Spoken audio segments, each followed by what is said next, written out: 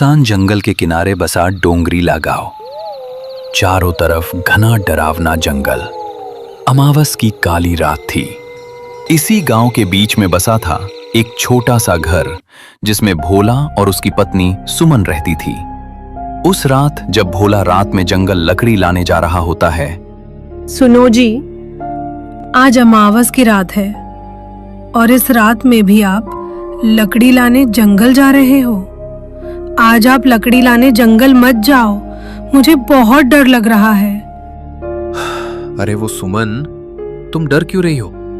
अगर मैं लकड़ी लाने जंगल नहीं गया तो हमारे घर का खर्चा कैसे चलेगा? तुम चिंता मत करो, मैं जल्दी लकड़ी लेकर जंगल से आ जाऊंगा। पत्नी ने इतना समझाकर भी भोला रुका नहीं। वो अपनी कुल्हाड़ी हाथ में लेकर इतने रात को जंगल लकड़ी काटने निकल जाता है। दूसरी तरफ उसी गांव के बीचों बीच पुराने बरगद के नीचे बनी रामू की चाय की दुकान से धीरे धीरे बुझती अंगारों की रोशनी में चमक रही थी। उसी चाय की दुकान पे बैठे थे गांव के 4-5 लोग।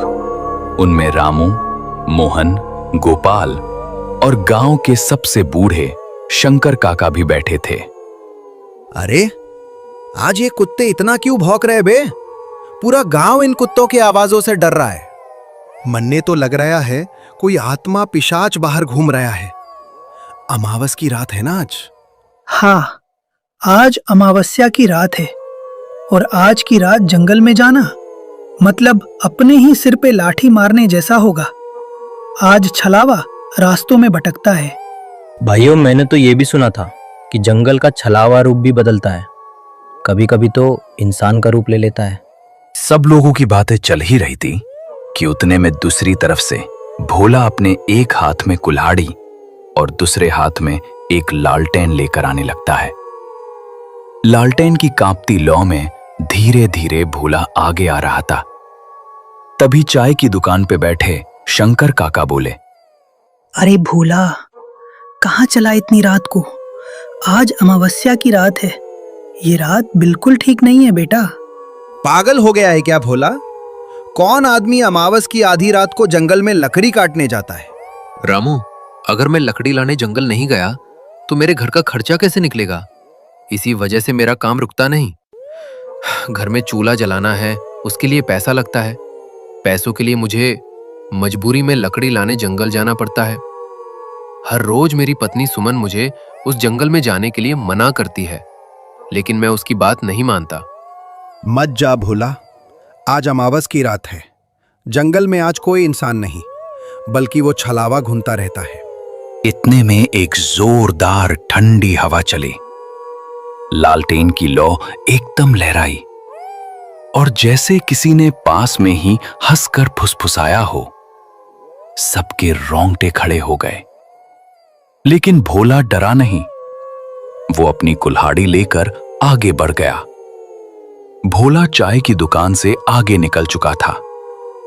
गांव की आखिरी बाउंड्री पार होते ही वो सुनसान डरावने जंगल का रास्ता शुरू हो जाता है। रात का अंधेरा और भी भयानक हो गया था। पेड़ों की टहनियां हवा में हिल रही थीं। जंगल की आवाज ऐसी आ रही थी कि मानो किसी इंसान की आवाज हो। भोला रुक जाता है। कौन है? कोई है तो सामने आ जाओ। पर जवाब सिर्फ सन्नाटा। तभी अचानक उसे दिखा एक परछाई आगे पेड़ से उतरकर खेत की तरफ चली गई, धीरे मगर इंसान जैसी चाल में। भोला ने हिम्मत की और बोला, कौन है रे? गोपाल तू है क्या? अगर कोई गांव का आदमी मेरे को डरा रहा है तो मैं डरने वाला नहीं हूं। सीधे तरीके से मेरे सामने आ जाओ, नहीं तो मेरे हाथ जो कुल्हाड़ी है उससे मैं तुम्हारा सर धड़ से अलग कर दूंगा। तभी वो काली परछाई वापिस आने लगती है और वो कोई और नहीं बल्कि भोला की पत्नी सुमन थी। भोला का दिल धक से रह गया। अरे सुमन, तू इस भयानक डरावने जंगल में इतनी रात को क्या कर रही हो? मैंने तुमको बताया था कि मैं घर जल्दी लौट आऊंगा। सुमन मुस्कुराई मगर आंखें बिल्कुल ठंडी। लेकिन वो आवाज सुमन की नहीं थी, वो तो उस जंगल के छलावे की थी। घर चलो भोला, रात बहुत हो गई है। भोला एक कदम पीछे हट गया। उसी पल सुमन जैसी आकृति धीरे धीरे धुंध बनकर गायब हो गई। ये देख के भोला का खून जमने लगा। ये कौन था? ये तो सुमन नहीं थी, ये तो इस जंगल का छलावा था। तब भी भोला रुका नहीं, वो आगे बढ़ने लगा। जंगल के रास्ते से भयानक डरावने डरावने आवाजें आनी शुरू हो गईं। थोड़ी देर बाद भोला जंगल के बीच आ चुका था। अब उसको पीछे लौटने की हिम्मत नहीं हो रही थी, आगे जाने का डर अलग। अचानक उसे अपने पीछे किसी के चलने की आहट आई। वो पीछे मुड़ा, लेकिन वहां कोई नहीं था। ये सब देख के भोला जोर से चिल्लाया, कौन है रे? सामने आ! कभी एक बार और उसके पीछे धीमी खुरदरी आवाज आई, जैसे किसी 60 साल के बुड्ढे की आवाज हो। फिर से भोला पीछे मुड़ा तो अपने पीछे उसको उसी के गांव के शंकर काका दिखाई दिए, जो चाय के दुकान पे बैठे हुए थे। शंकर काका, आप इस वक्त इस जंगल में? आपने तो मुझे जंगल जाने को रोका था, तो आप इस जंगल में इतनी रात को क्या कर रहे हो? मैं तेरा ही इंतजार कर रहा था भोला। भोला, आज तुझे मेरे हाथों से कोई नहीं बचा सकता। आज तेरा शरीर मेरा होगा। ये सब देख के भोला पीछे हट गया। मुझे पता है कि तुम मेरे गांव के शंकर काका नहीं हो। मैंने तुमको पहचान लिया है, तुम एक जंगल के छलावा हो। अचानक शंकर काका का चेहरा पिघलने लगा। आंखें लाल, दांत लंबे और चेहरा किसी दानव जैसा। भोला डरकर कुल्हाड़ी लहराता हुआ भागा। छलावा पेड़ों से ऊपर नीचे कूदता हुआ उसका पीछा कर रहा था। भोला भागते भागते एक पुरानी खाई पर पहुंचा। आगे रास्ता नहीं था, पीछे से छलावे की हंसी। अब भोला के पास आगे जाने का कोई भी रास्ता नहीं था। न भोला पीछे जा सकता था, न आगे जा सकता था। भोला ने कांपते हुए हाथों से अपनी कुल्हाड़ी उठाई और बोला, आ जा, मैं डरता नहीं तुमसे। तुझे जो करना है कर ले। छलावा एक झटके में भोला का रूप लेकर सामने खड़ा हो जाता है। अब इधर भी भोला और उधर भी भोला, एक असली एक नकली। ये सब देख के असली भोला डर जाता है। भोला, अब तू क्या करेगा? अब तो मैंने भी तेरा रूप ले लिया है। अब कौन सा तू और कौन सा मैं? अब तो तुम्हारी पत्नी सुमन भी मुझे नहीं पहचान पाएगी। तभी अचानक छलावा भोला के ऊपर छलांग मारने ही वाला था कि भोला को अचानक शंकर काका की बात याद आई। हाँ, शंकर काका ने मुझे आते हुए बताया था कि छलावा रोशनी को बर्दाश्त नहीं कर पाता। उसके बाद भोला ने अपने हाथ में जो लालटेन थी उसको उठाया और जोर से छलावे की तरफ फेंक दी। जैसे ही लालटेन छलावे के पास गिरी, लालटेन में तेज पीली रोशनी खोने लगी और छलावा दर्द से चिल्लाते हुए पीछे हट गया। वो धुएं में बदलता हुआ चिल्लाया, अगली अमावस मैं लौटूंगा भोला। उसके बाद तुम्हें ये लालटेन तो क्या, तुम्हारे गांव का कोई इंसान भी तुम्हें बचा नहीं पाएगा। ये बोल के छलावा अंधेरे में गायब हो गया। रात के 2 बजे थे। अब भोला के पास लालटेन भी नहीं थी। भोला ने अपनी कुल्हाड़ी उठाई और घर के रास्ते बिना लकड़ी लेकर वापस जाने लगा। थोड़ी दूर चलते चलते भोला थक जाता है, इसीलिए वो एक पेड़ के नीचे आराम करने बैठ जाता है। रात का अंधेरा गहरा हो चुका था। भोला को कुछ समझ नहीं आ रहा था कि अब वो क्या करे, क्या करूं? कुछ समझ नहीं आ रहा है। रात भी बहुत हो चुकी है और मेरे पास तो अब मेरी लालटेन भी नहीं है और इस जंगल का रास्ता भी साफ दिखाई नहीं दे रहा है। ऐसा करता हूं, आज की रात यही जंगल में पेड़ के नीचे सो जाता हूं। सुबह होते ही लकड़ी लेकर यहां से चला जाऊंगा। दूसरी तरफ भोला की पत्नी घर के दरवाजे के पास खड़ी होकर भोला का इंतजार कर रही थी। रात के ठीक 3 बज चुके थे। थोड़ी देर बाद सुबह होने ही वाली थी। तभी सुमन खुद से बातें करते हुए बोलती है, हे भगवान, रात के 3 बज चुके हैं और अब तक ये घर क्यों नहीं लौट आए? उनको कुछ हुआ तो नहीं होगा? अब मैं क्या करूं?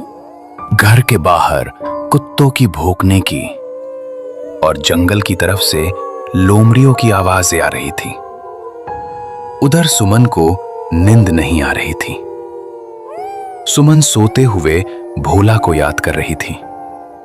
सुमन घर में इधर उधर घूम रही थी। थोड़ी ही देर में सुबह हो जाती है। सुबह होते ही सुमन गांव में जो चाय की दुकान है उसके पास आने लगती है। क्या हुआ सुमन? तुम आज चाय की दुकान पे कैसे आई? सब ठीक तो है ना? नहीं शंकर काका, सब ठीक नहीं है। कल रात को भोला लकड़ी लाने जंगल गए थे, लेकिन भोला जंगल से अब तक घर आए ही नहीं। रोज तो जल्दी घर लौट आते थे, लेकिन आज क्या हुआ तो भोला घर लकड़ी लेकर आए ही नहीं। मुझे बहुत ही चिंता हो रही है। सुमन, तुम चिंता मत करो। अभी हम सब उस जंगल में जाके देखते हैं। उसके बाद सभी भोला को ढूंढने जंगल के और जाने लगते हैं। थोड़ी दूर जाने के बाद उनको दूसरे गांव का एक लकड़हारा उस जंगल में दिखाई देता है। तभी उस लकड़हारे से शंकर काका कहते हैं, बेटा, तुमने किसी आदमी को इस जंगल में देखा है क्या? वो भी तुम्हारे तरह इस जंगल में रात को लकड़ी लाने आया था, लेकिन अब तक वो घर नहीं लौटा। हाँ काका, मैंने एक आदमी को एक पेड़ के नीचे देखा था, लेकिन वो सोया हुआ था, इसीलिए मैंने उसको जगाया नहीं। वो पास में ही जो पेड़ है उसके नीचे सोया हुआ है, लेकिन वहां का रास्ता बहुत ही डरावना है। मैं भी लकड़ी काटने वहां कभी नहीं जाता। सभी लोग वहां से भोला को ढूंढने आगे जंगल के रास्ते निकल पड़ते हैं। कुछ ही दूर जाने के बाद उनको भोला एक पेड़ के नीचे सोया हुआ दिखाई देता है। सभी लोग भोला के पास जाते हैं और कहते हैं, अरे वो भोला, नींद पूरी नहीं हुई क्या? अब तुम्हारी नींद पूरी हुई होगी तो उठ जा। देखो, हम तुम्हें ढूंढने जंगल आए हुए हैं। तभी अचानक भोला की आंख खुल जाती है। भोला खड़ा हो जाता है और कहता है, तुम लोग यहाँ क्या हुआ? सब ठीक तो है? और सुमन, तुम भी इन लोगों के साथ इस जंगल में क्यों? क्या हुआ? आप आज घर नहीं आए तो क्या मुझे चिंता नहीं होगी क्या? मैं रात भर आपके चिंता में सो नहीं पाई और आप कह रहे हो कि क्या हुआ? सुमन, अब मैं तुमको क्या बताऊं कि मेरे साथ रात में क्या हुआ? क्या हुआ भोला तुम्हारे साथ रात को इस जंगल में? शंकर काका, अब आप लोगों को मैं क्या बताऊं? कल रात जब मैं लकड़ी लेने इस जंगल में आया ना, तो मुझे सुमन का रूप लेकर इस जंगल का छलावा मेरे सामने आया। उसके बाद वो गायब हो गया। थोड़ी देर बाद फिर से वो छलावा आपके रूप में मेरे पीछे मुझे मारने आया शंकर काका, लेकिन आपकी वजह से मैं कल रात को बच गया। आपने मुझे चाय की दुकान पे बताया था कि छलावा लालटेन की रोशनी से भागता है। मैंने मेरे हाथ में जो लालटेन थी वो छलावे के ऊपर फेंकी। उसके बाद छलावा गायब हो गया, लेकिन उसने मुझे बोला था कि वो फिर अगली अमावस की रात हमारे गांव आएगा। शंकर काका, छलावा गया नहीं है, सिर्फ कुछ दिनों के लिए गायब हो गया है। इसीलिए हम सब गांव वालों को सावधान रहना होगा।